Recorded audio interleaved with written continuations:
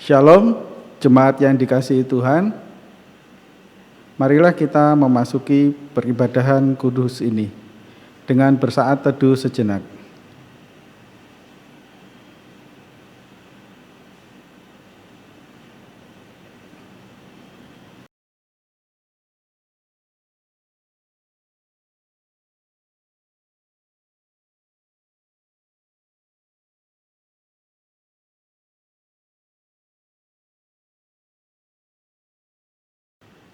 Salam jemaat yang dikasihi dan mengasihi Tuhan Yesus Kristus. Sungguh hari ini merupakan hari yang bahagia. Tuhan menganugerahkan hari baru untuk kita menyambut undangannya. Dalam peribadahan kudus ini, mari kita berdiri, kita puji dengan riang nama Yesus Tuhan kita.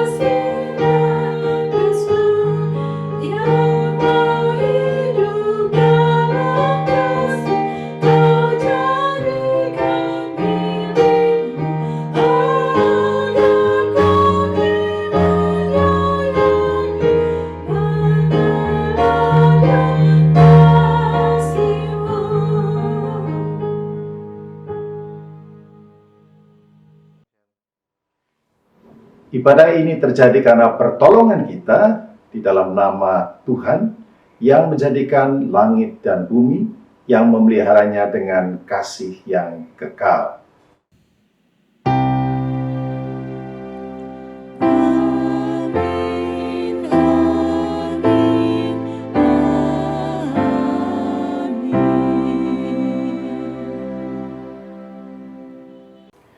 Kasih karunia dari Allah Bapa dan dari Tuhan Yesus Kristus menyertai saudara sekalian.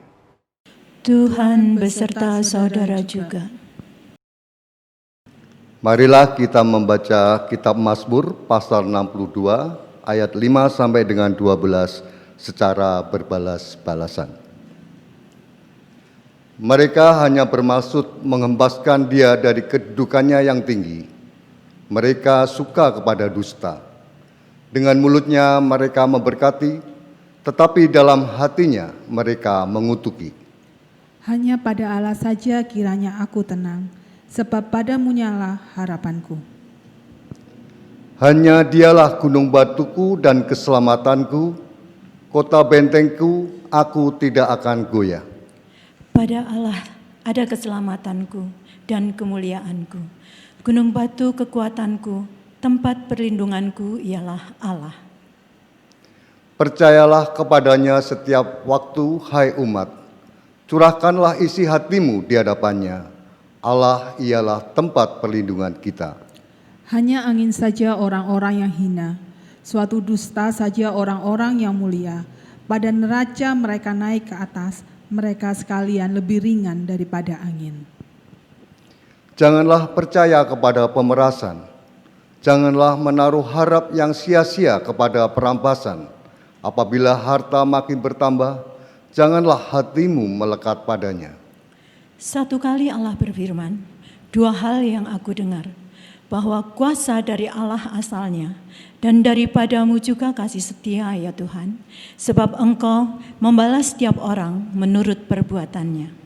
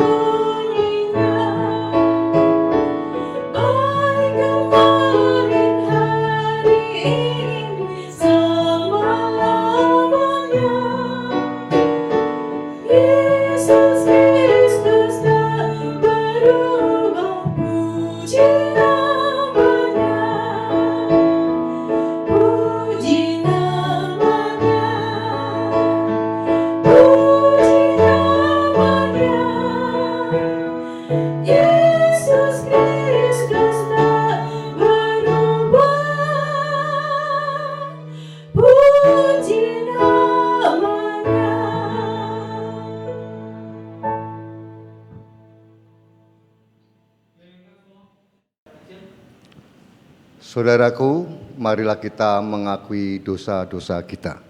Mari kita berdoa. Allah Bapa Surgawi, saat ini kami menghadap kehadirat-Mu untuk mohon ampun atas dosa dan kesalahan kami. Karena seringkali mulut kami memuji dan seringkali mulut kami membaca firman-Mu, namun seringkali sikap dan tindakan kami sehari-hari tidak mencerminkan firman-Mu. Karena kami lemah, kami rapuh. Untuk itu Tuhan, ampunilah kami. Dalam nama Tuhan Yesus kami berdoa. Amin.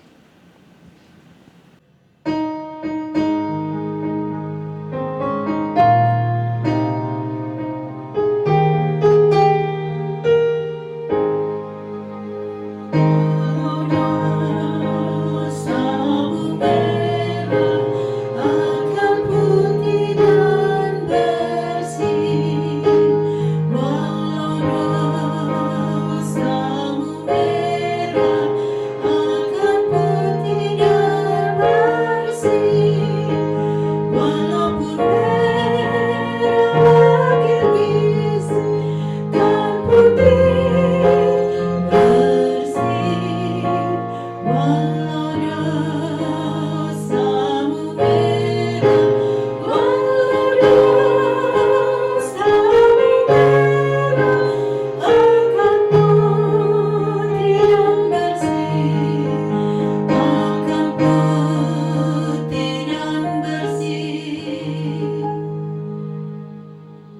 Jemaat dimohon bangkit berdiri.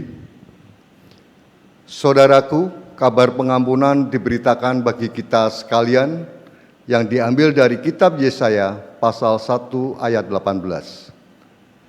Marilah, baiklah kita berperkara, firman Tuhan. Sekalipun dosamu merah seperti kirmisi, akan menjadi putih seperti salju.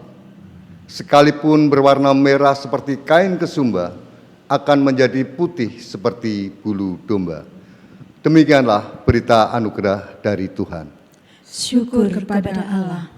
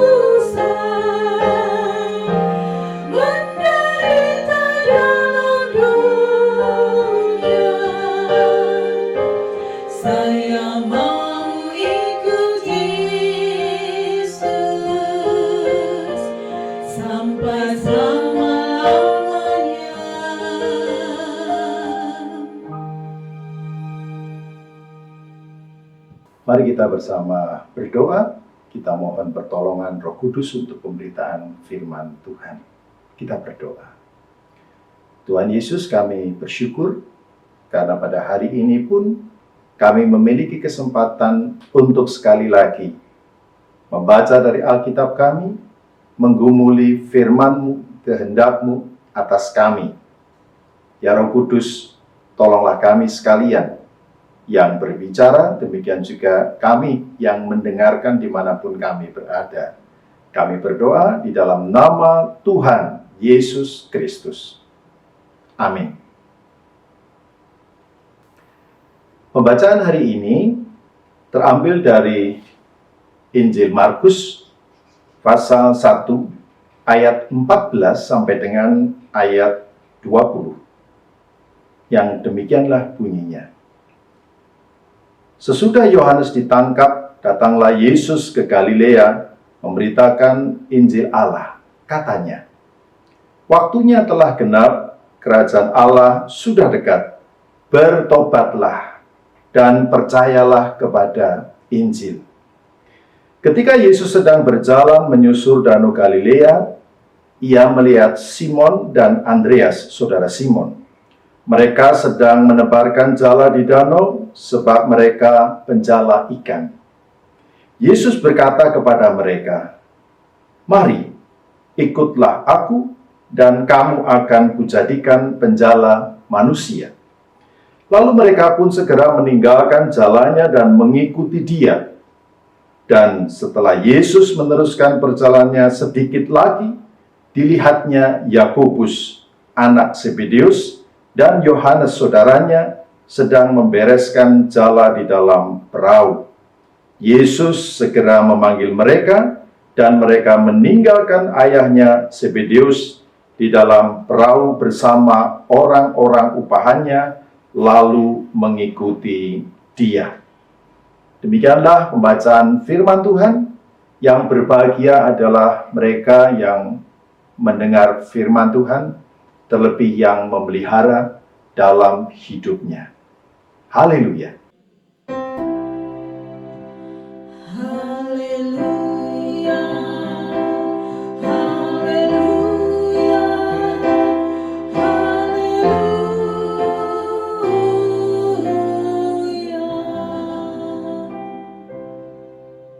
Tema kita hari ini adalah nilai diri dan nilai kerajaan Allah. Ibu bapak dan saudara yang dikasihi oleh Tuhan, di hari-hari ini semua orang berusaha, bahkan memperjuangkan kesehatan, bahkan keselamatan menjadi segala-galanya. Setidaknya nilai itu mengingatkan kepada kita sekalian bahwa ada pergeseran apa yang diperjuangkan oleh banyak orang. Mungkin dahulu ketika orang mengatakan bahwa nilai hidup dan diriku ini adalah seberapa strata pendidikan yang bisa aku capai. Atau ada orang lain yang juga memikirkan bagaimana aku bisa merengkuh mendapatkan sesuatu, bahkan banyak hal, bahkan menginvestasikan hal-hal yang besar, supaya itu memberi jaminan bagi kehidupanku di masa yang akan datang. Saudara yang dikasihi oleh Tuhan, bacaan kita pada hari ini mengingatkan pada kita sekalian. Paling tidak memang kalimat dalam ayat 14 dalam Markus 1 di sana mengatakan, sesudah Yohanes ditangkap, kemudian dikatakan bahwa Yesus ke Galilea memberitakan Injil Allah. Narasi itu sebetulnya mau menegaskan dan menekankan sesuatu yang bukan sekadarnya. Tetapi ada satu misi yang bukan juga misi yang sekadarnya dan ringan. Tetapi ada hal-hal terkait dengan konsekuensi dan risiko ketika Yesus pergi ke Galilea. Saya ingin mengutip tulisan atau ungkapan seorang uskup bernama Nikolas yang hidup pada tahun 1500 sekian. Di sana dia mengatakan, aku percaya kepada Tuhanku yang menaruh pikiran, kemauan, dan afeksinya di dalam hatiku. Aku lebih suka kehilangan segala sesuatu yang bersifat keduniawian, termasuk nyawaku, daripada menyangkal seluruh kebenarannya yang sudah jelas. Saudara, kutipan ini pasti memang berbeda dengan banyak orang yang berpikir bahwa seperti saya ungkapkan di bagian awal, orang menganggap bahwa nilai-nilai hidup yang baik bahkan menguntungkan adalah apa yang sudah dicapai dan diusahakan dalam kehidupan ini. Tetapi Nikolas ingin menegaskan sesuatu yang lain. Tentunya itulah yang juga diberikan keteladanan oleh Yesus, Tuhan yang kemudian menuju ke Galilea. Ia tahu bahwa menuju ke sana berarti dia menuju ke suatu tempat dengan pekerjaan yang di luar hal-hal yang nyaman dari kehidupan seorang guru dengan lingkungan yang tertentu. Tetapi yang menarik adalah bahwa di sana terjadi perjumpaan Yesus sang guru itu dengan beberapa murid. Nah, kalau dalam bacaan Injil pada minggu yang lalu, perjumpaan dengan para murid yang lain, pemanggilan pada murid Simon, Andreas, pasti melatar belakangi yang berlanjut pada pemanggilan Yakobus dan Yohanes pada kali ini. Dan yang menarik adalah mereka kemudian meninggalkan jalannya. Yesus datang ke sana di dalam satu lingkungan, situasi kehidupan yang berbeda. Kelihatannya hanya menceritakan tentang kehidupan yang berada di tepi danau. Tetapi sesungguhnya Markus ingin mengajak kepada para pembacanya, pembaca Injil, bahwa gambaran itu adalah gambaran antara kehidupan dan kematian. Tempat tinggal manusia di dunia ibarat di tepi danau, batas antar waktu dan kekekalan. Paling tidak gambaran itu mau dikatakan. Nah, oleh karena itu, kalau tema kita berbicara tentang nilai diri, mari kita menggumuli bersama dengan kaitannya dengan pemanggilan murid-murid Yesus. Jadi ketika murid-murid Yesus itu dipanggil oleh Yesus, kelihatan dengan sangat sederhana dikatakan bahwa mereka pun segera meninggalkan jalannya. Saudara, seolah-olah kalau kita membaca, apakah mereka tergesa-gesa dengan keputusan itu? Mungkin juga tidak.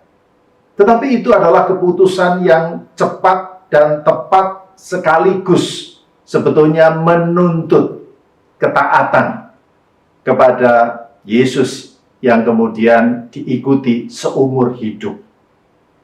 Nah, oleh karenanya, maka kepada kita sekalian mari kita bertanya, mengapa ada para murid yang kemudian tiba-tiba mengambil keputusan yang cepat meskipun tepat? Mengapa mereka begitu rupa, begitu saja meninggalkan zona nyamannya? Orang kalau merasa nyaman, buat apa harus bergeser ke tempat yang lain?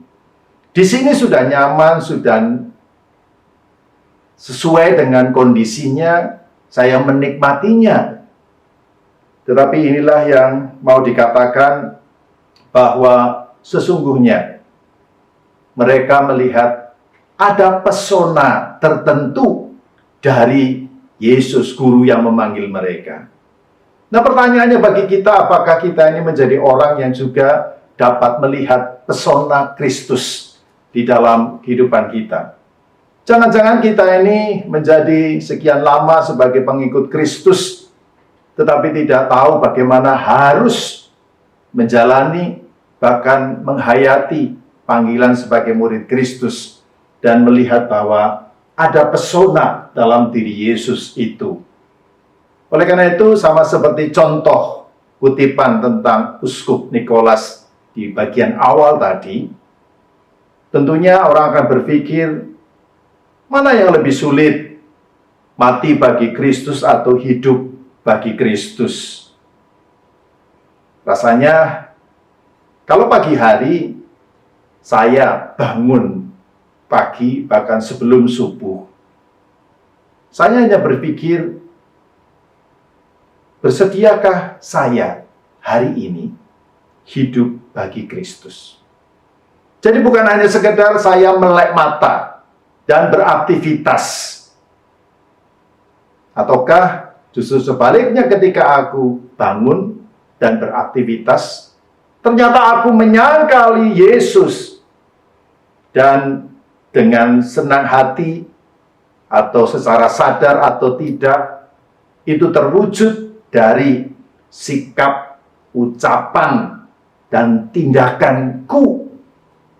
Sementara saya terus menjalani hidup ini dari jam ke jam, dari waktu ke waktu, dan kemudian sampai matahari masuk di ufuk barat. Nah, oleh karena itu Bapak, Ibu, dan Saudara, benarlah kalau ada ungkapan yang mengatakan bahwa kondisi saya sebagai pengikut Kristus itu tidak ditentukan berdasarkan apa yang aku lakukan, yang saya lakukan, tetapi pada siapakah saya kemudian melakukan itu. Kalau aku melakukan sesuatu harus jelas untuk siapa dan kepada siapa akan aku melakukannya. Nah, Bapak, Ibu, dan Saudara, sebetulnya ketika kita bicara tentang nilai diri, mungkin kita mengatakan bahwa nilai diriku ukurannya adalah ukuranku, bahkan orang lain tertentu. Tetapi sekarang kita diperhadapkan melalui pemanggilan Yesus kepada para murid, bahwa ada nilai-nilai lain, nilai kerajaan Allah yang diperkenalkan oleh Yesus kepada para murid. Oleh karena itu, nilai itu sekarang kita mesti memikirkan prioritas dalam kehidupan kita. Di dalam perjalanan hidup, kadang-kadang kita ini harus menentukan pilihan di antara banyak hal. Misal, ada harta, kemudian ada senyum seorang anak. Kalau ditanya manakah yang akan kupilih? Maka saran yang terbaik adalah pilihlah senyum itu. Sebab kebahagiaan akan tiba begitu harta itu sirna. Atau jika kita bertemu atau menemukan suatu tambang intan yang nilainya spektakuler dan tidak dapat dihitung. Sementara itu dibandingkan dengan ada orang yang bersedia mengasihi kita, mengasihiku sepanjang hidupnya. Maka pilihlah orang itu dan buatlah kenangan seindah batu mulia di dalam kehidupan bersama dia.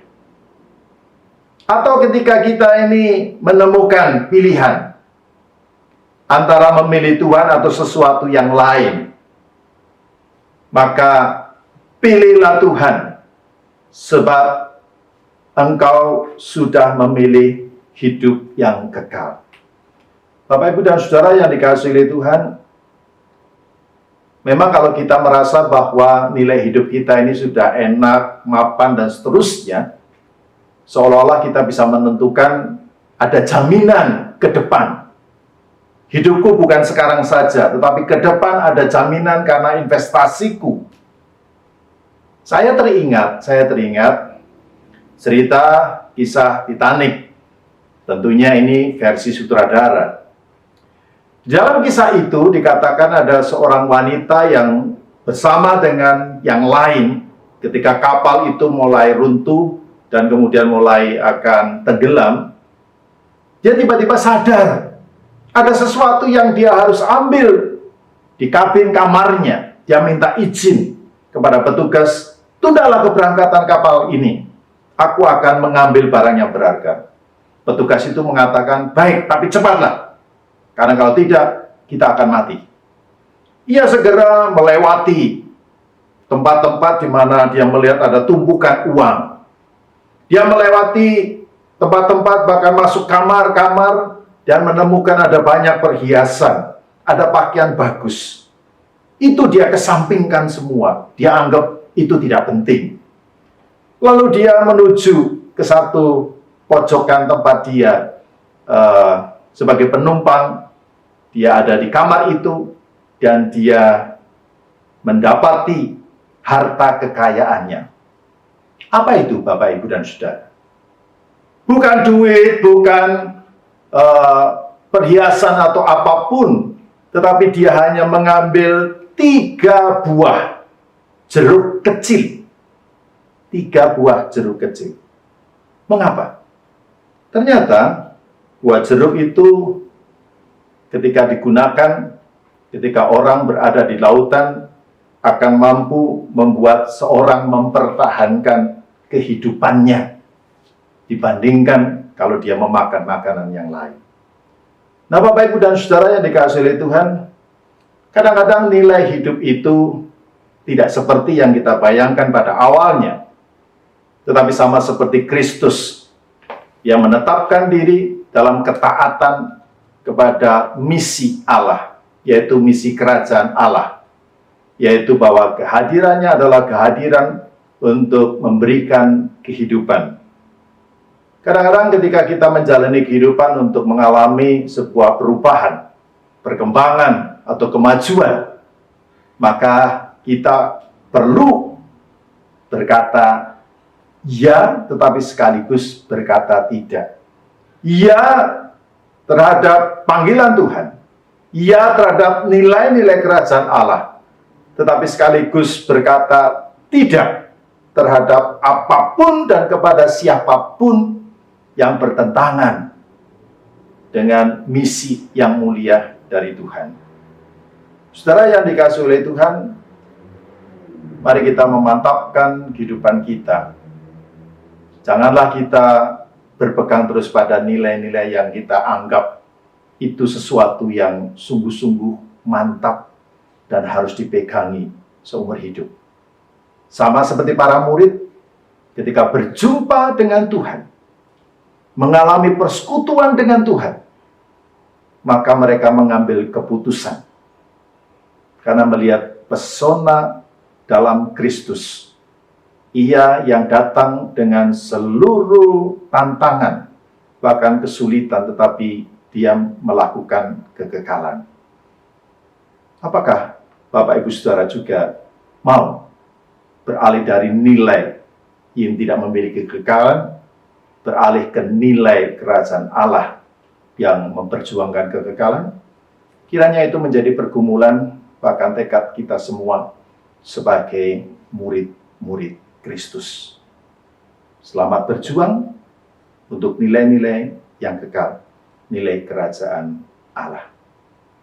Tuhan Yesus memberkati Bapak Ibu Saudara sekalian.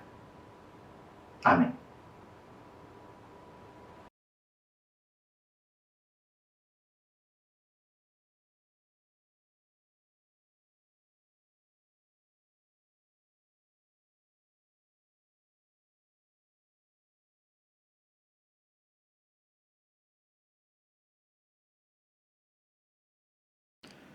Jemaat dipersilahkan berdiri. Bersama umat Tuhan di sepanjang abad dan tempat, marilah kita mengucapkan pengakuan iman menurut pengakuan Imam Rasuli.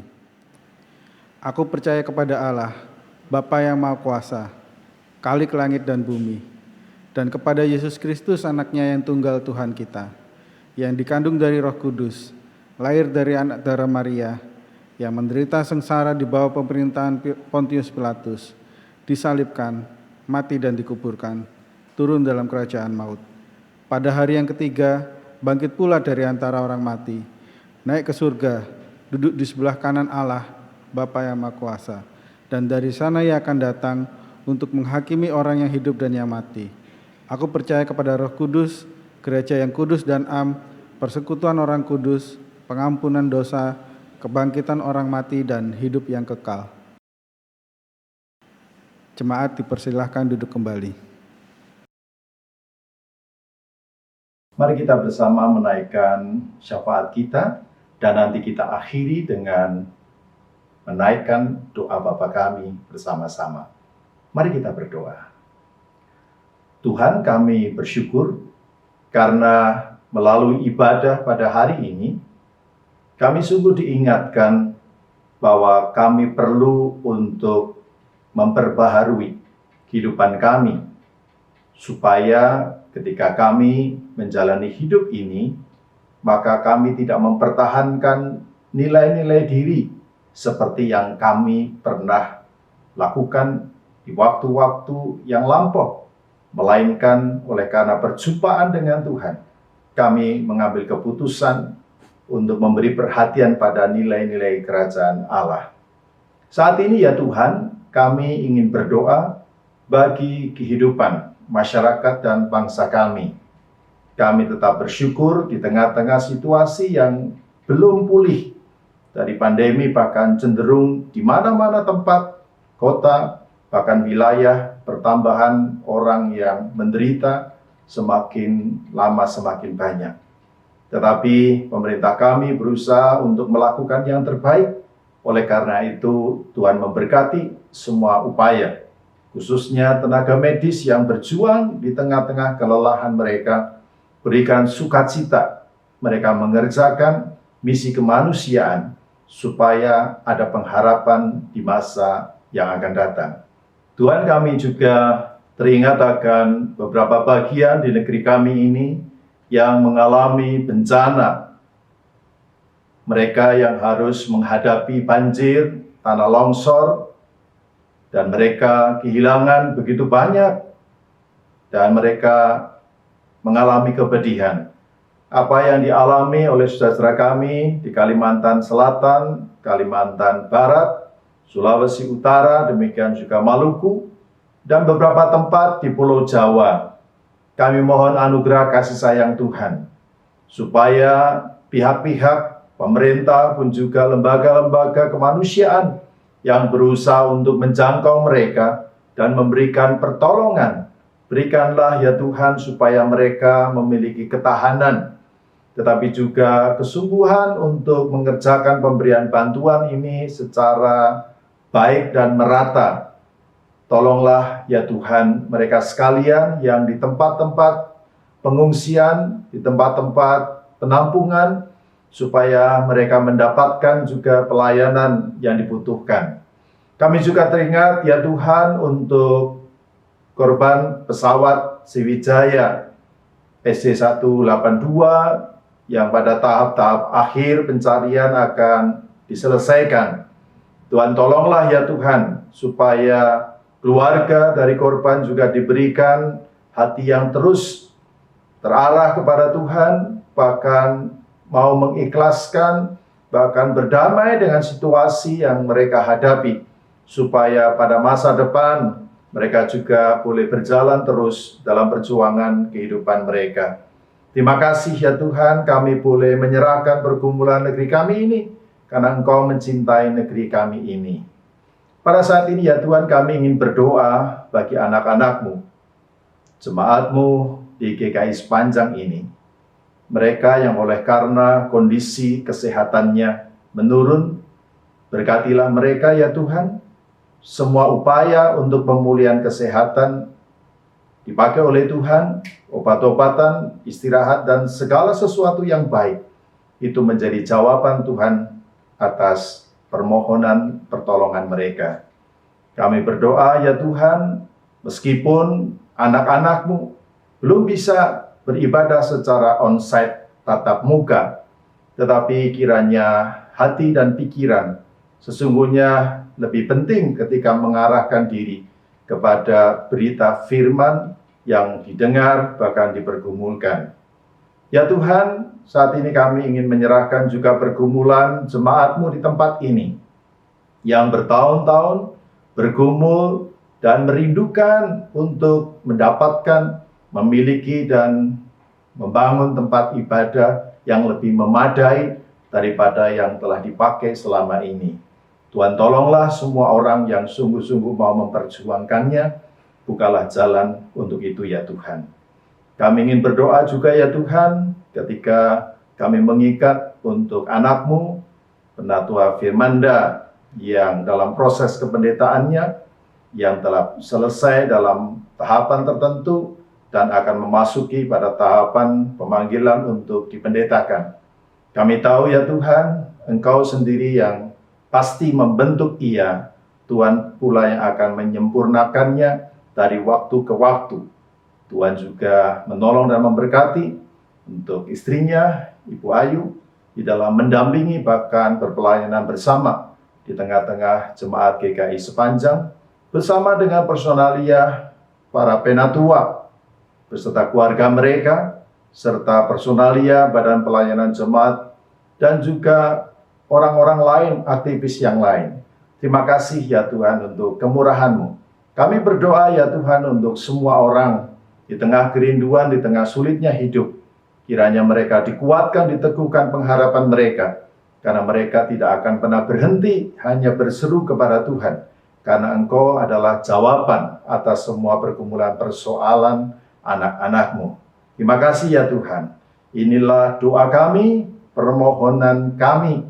Kami menaikkan semuanya ini hanya di dalam nama Tuhan Yesus Kristus yang sudah mengajar kami berdoa. Bapa kami yang di surga, dikuduskanlah nama-Mu, datanglah kerajaan-Mu, jadilah kehendak-Mu di bumi seperti di surga. Berikanlah kami pada hari ini makanan kami yang secukupnya, Dan ampunilah kami akan kesalahan kami, seperti kami juga mengampuni orang yang bersalah kepada kami. Dan janganlah membawa kami ke dalam pencobaan, tapi lepaskanlah kami daripada yang jahat. Karena Engkaulah yang mempunyai kerajaan dan kuasa dan kemuliaan sampai selama-lamanya. Amin. Saudara-saudariku yang terkasih dalam Yesus Kristus, marilah kita mempersembahkan syukur kita kepada Tuhan dengan mengingat apa yang dinyatakan firman Tuhan dalam Mazmur 96 ayat 7-9. Kepada Tuhan, hai suku-suku bangsa, kepada Tuhan sajalah kemuliaan dan kekuatan. Berilah kepada Tuhan kemuliaan namanya, bawalah persembahan dan masuklah ke pelatarannya. Sujudlah menyembah kepada Tuhan dengan berhiaskan kekudusan. Gemetarlah di hadapannya, hai segenap bumi. Persembahan bisa dimasukkan ke dalam amplop dan menyerahkan ke kantor gereja, atau bisa melalui transfer ke rekening GKI Sepanjang, serta bisa melalui metode QR.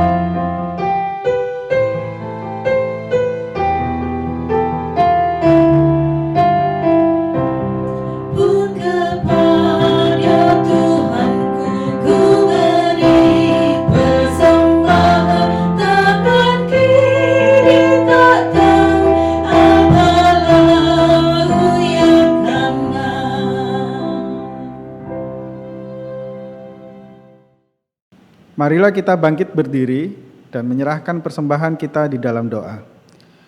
Terima kasih Yesus, kami sudah memberikan apa yang kami miliki sebagai persembahan kepadamu Tuhan. Kiranya memuliakan nama-Mu di bumi seperti di surga. Dalam nama Tuhan Yesus Kristus kami berdoa. Amin.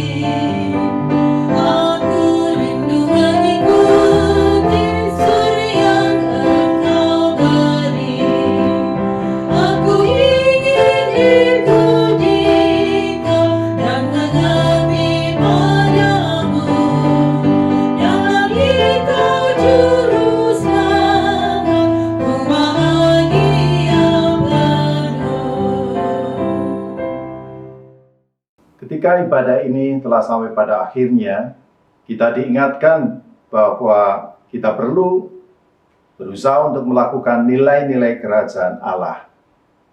Oleh karena itu, arahkanlah hatimu kepada Tuhan. Kami mengarahkan hati kami kepada Tuhan. Jadilah saksi Kristus. Syukur kepada Allah. Terpujilah Tuhan. Kini dan selamanya. Dan terimalah berkat Tuhan. Tuhan memberkati engkau dan melindungi engkau. Tuhan menyinari engkau dengan wajah-Nya dan memberi engkau kasih karunia. Tuhan menghadapkan wajah-Nya kepadamu dan memberi engkau damai sejahtera.